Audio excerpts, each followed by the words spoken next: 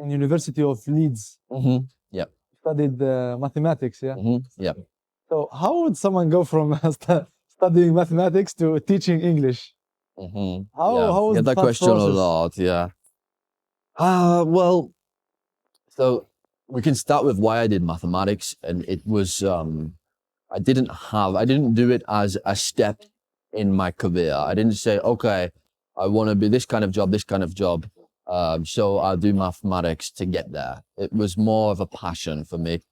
Maths has been something I was interested in since a very, very young age, actually. And then by the time I was finishing school and going to university, it was my favorite subject. And I did a lot of changing of my mind about what I wanted to do. I started off with engineering.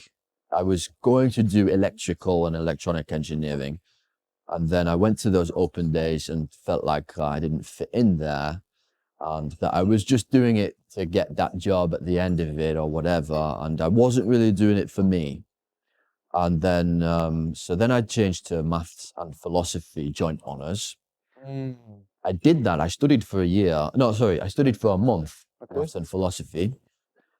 And the philosophy bit didn't really resonate with me. I liked philosophy, you know, as a casual discussion type thing. But It's good all for of the self-reflection.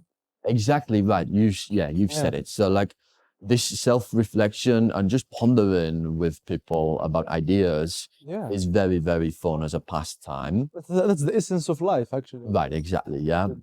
But then when you go to the academic thing, you see this is act consequentialism and root consequentialism. And then what did this person say about root consequentialism? And there's all of these isms gets thrown at you. It's too much. They take the fun out of And it. it takes the fun out of it. And I just said, right, okay. And I started really envying these people who were doing maths on its own. Because they just have nice, simple problems to solve. Not simple problems to solve, but they have problems to solve, which is like, oh yeah, I want to do those problems. And so I changed course and did just maths.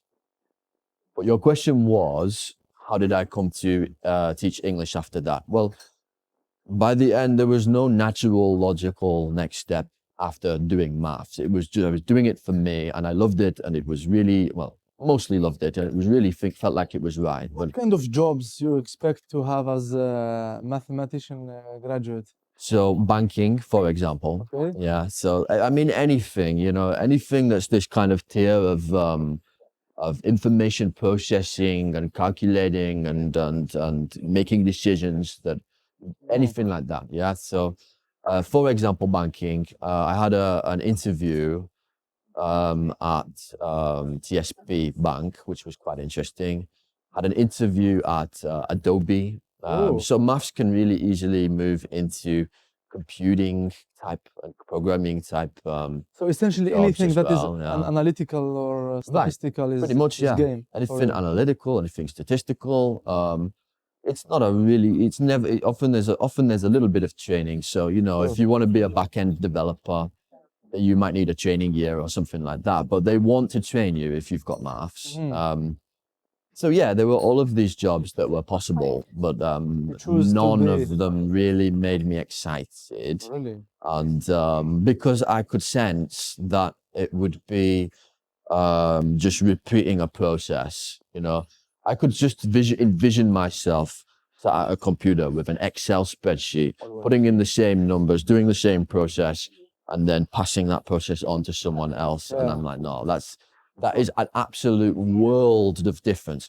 When I was doing maths, I specialized in pure maths, very pure maths. So lots of logic, lots of philosophy as well, and lots of like proofs. Yeah. I know theorems and So I wrote axioms. proofs, most axioms. So yeah, you have to say, okay, here are some axioms. Here's the proof.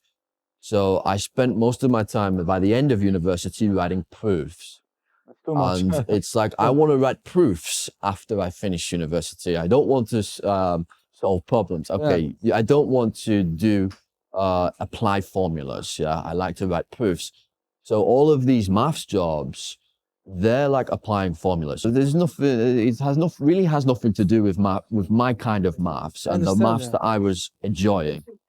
And so, by the end, I was just pondering, and a good friend of mine, he had done a year teaching English in Russia, Oh, wow. in deep Siberia. And The place. the future. way, just his face, when he talked about it, he didn't say, oh, it was so nice, it was cool, it was a holiday. No.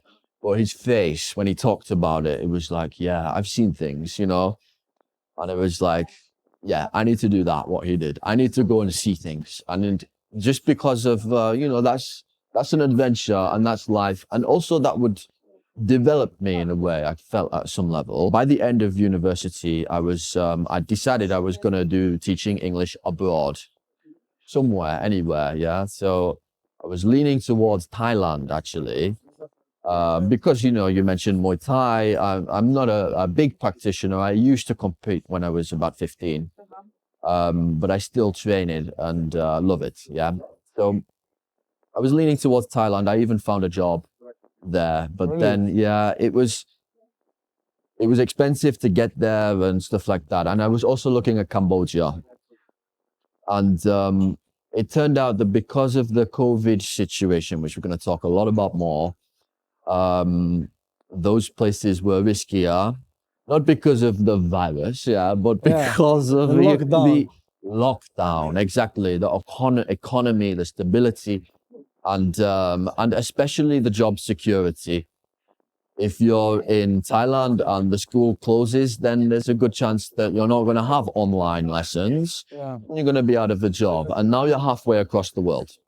So all of those things kind of made me feel, and I couldn't even afford to get myself there at that point. And then I was even looked at like all European countries. But what happened then was I started to do my research on this COVID situation and think, the lockdown is an attack on us, on our freedoms, our rights, and a transformation of society Mhm. that is a very, very ugly one. And I wanted to resist it. I wanted to have these conversations with people about, I wanted it to end the lockdown for one thing. And I also wanted to resonate with people when we were having a conversation about it and say, Sure. how do we resist this? This is what's going on. How do we resist it? And then I was leaning towards, because I was aware then there were various countries where the lockdown was disobeyed. People were resisting it. People were not following the rules. And I was like, man, I already want to teach English abroad. If I can find a place where the lockdown, people are ignoring the restrictions or the restrictions are less severe, then I'm golden. And so I Perfect. was looking around various countries. I applied in Czech Republic, Russia, Poland. And then Poland came through first. So Poland was the first job where I got an offer. And it was in a town kind of around twice as big, still a small town, but roughly twice as big as the town where I had grown up. Mm. And I thought, yeah, perfect. I'm going to do it. Let's do this, You started Uh, teaching English in Poland. So I started teaching English in Poland. So